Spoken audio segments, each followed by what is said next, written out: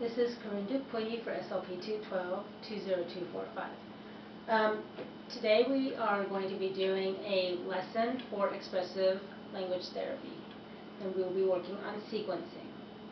The first thing I'll do is let the client or student know that we're working on sequencing, and the age range or the grades are 3rd, 4th, and 5th. I will go over what sequencing is, teach them that sequencing is put things in order. It's like if you are brushing your teeth, you need to do it in a certain order in order to get your teeth brushed properly. So you need to get your toothbrush. You can't just start brushing your teeth without your toothbrush. You need your toothbrush, you need toothpaste. You need to put your toothpaste on the toothbrush. You need to brush your teeth in a certain order, and then rinse your mouth out, rinse your toothbrush out. If it's not done in a proper order, then it won't be done well or correctly, possibly. Or making a sandwich has to be done in a certain sequence, in a certain order, in order to be able to eat your sandwich. Because if you don't do it right, you won't have a sandwich to eat. You'll just have bread or whatever you are going to put in the middle. So it's important to know how to put things in order. The next thing is I will talk about some of the vocabulary we'll be using today. Fable, because we'll be reading a fable. It's a story with a lesson. And then we'll be talking about first, next, and last. And first, next, and last. First is coming before all others in time, order, and importance. Next, coming after this one, coming after that one that just came or happened. And last, after any others in time, order, or importance, or at the end. If they are more familiar with start, middle, or end, I will use start, middle, or end. But I have the definitions here also if I need them. And then once the definitions have been gone over in the vocabulary, we will start our activity. The activity today is reading the story, The Hare and the Tortoise, the fable. Hence our vocabulary with the fable. I will be reading the story, and once the story is read, we will do an activity. While reading the story, I will remind the students to pay attention to the story. They will need to know what happens at the beginning of the story, in the middle of the story, and at the end of the story. That I'll be asking questions about it at the end. When I'm reading the story, I will pause and make sure the children are still interested and paying attention. Maybe I'll ask a question about what we're reading, just so to make sure the comprehension is there. So once the story is over and we're ready to work on our sequencing skills, depending on the level, I have different levels here.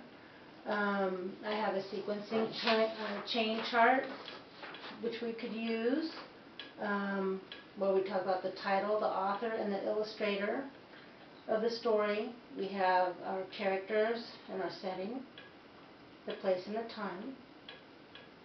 And we have boxes numbered 1 through 6. We may not need all the boxes, but if we do, they're available.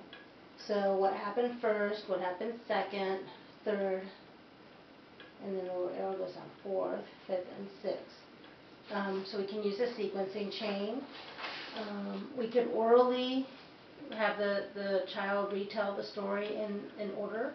If prompts are needed, we say what happened first, what happened second, what happened last, or what happened at the beginning, what happened in the middle, what happened at the end. We could do a written activity, and with or without prompts. Either just write the story in your own words, in your own order, or I can say, once again, with the prompts, what happened first, what happened last, etc. Something a little bit maybe easier, instead of having the student or the child, the client, come up with the sentences. I already have sentences printed out.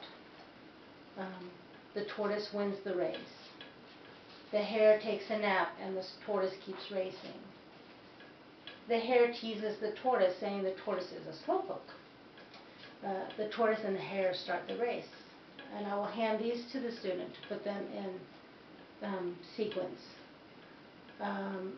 If 4 is too many, I can take one of them away. And then we have a little chart with first, next, and last. Or start, and put beginning here, middle, end. And the student can then put the little sentences first, next, last. Don't always have to use the chart. A little bit more difficult will be without the chart, and you just put it in order like that. I have pictures. The pictures are a little bit easier. So we have the hare starting the race, and we have the hare taking a nap and the tortoise passing, and then we have the tortoise winning the race.